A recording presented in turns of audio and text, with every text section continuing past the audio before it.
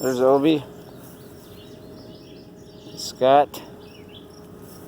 It's the Mississippi River.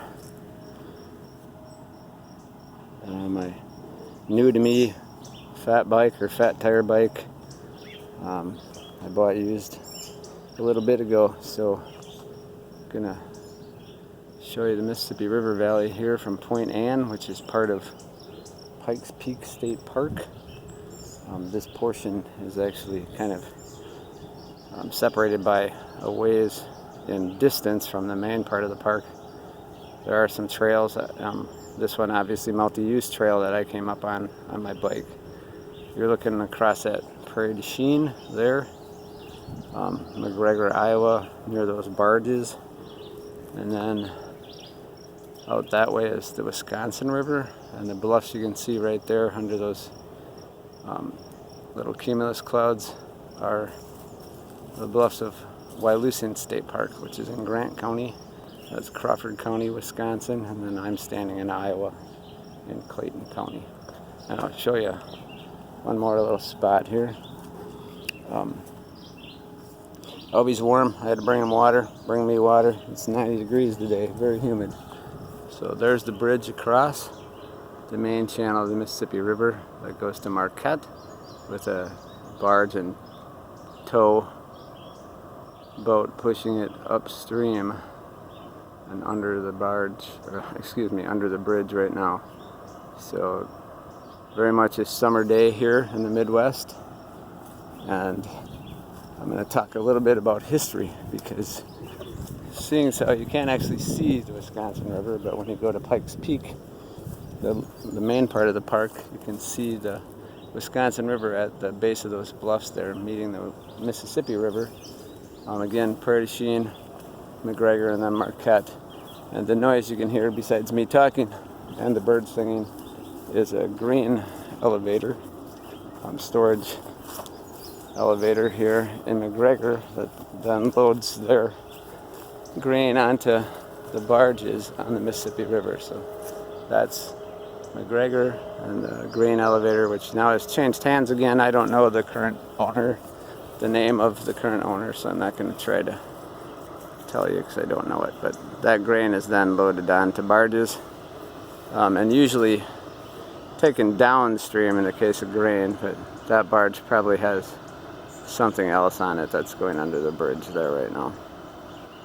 You can see the cars passing. So the history I'm going to speak of quick is the history of Prairie du Chien, and the idea that this is a harbor and a highway for trade, but also for native people. So it's Independence Day in 2 days. Today is July 2nd, so July 4th is in 2 days, and we call it Independence Day, at least us white Anglo-Americans definitely think of it that way, and I guess if you're an American citizen, you probably do, after the Declaration of Independence was signed and later ratified in 1776. But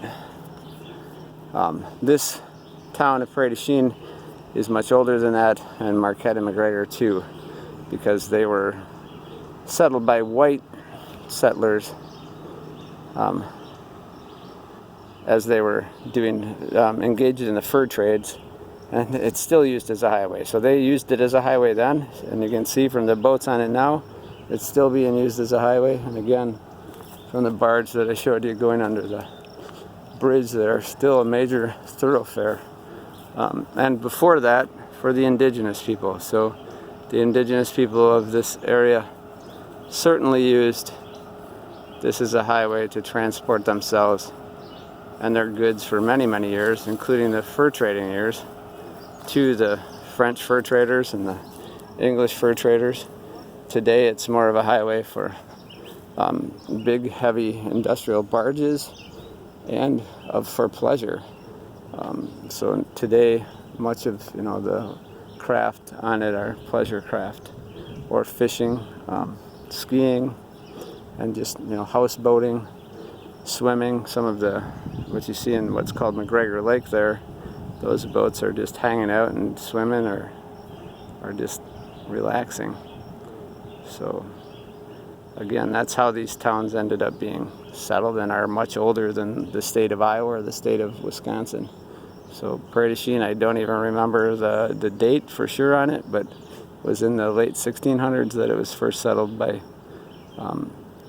white, mostly French at that time, settlers who came to trade in furs with the native indigenous people here. A little bit of history. So a little bit to think about when you think about Independence Day, because it's an interesting concept in some ways, because we were declaring independence from the English. Well, at the same time we were taking this land from the native indigenous people. I don't expect people to feel shame about that today, but I think it's important to know our history and to know that there were certainly people here using this land and these waters for what they deemed necessary at that time, and we did not necessarily allow them their independence. We took it from them. So at the same time, so it's kind of a dual thing today to contemplate. I just think it's important to understand and to think about at times. So I'm gonna ride on. I'm sweaty and I need a drink of water, so I'm gonna get one and continue my ride down a trail. So I gotta get Obi. Hope y'all are doing okay. This is still a very serious time here in this part of the country, and all of it. We have coronavirus going up again, the number of positive cases. So stay socially distant, wear a mask, but don't isolate yourself completely. So find some people and speak with them if you have to on the phone or over Skype or Zoom or whatever, video chatting, but at least stay healthy as you can. Take care, bye.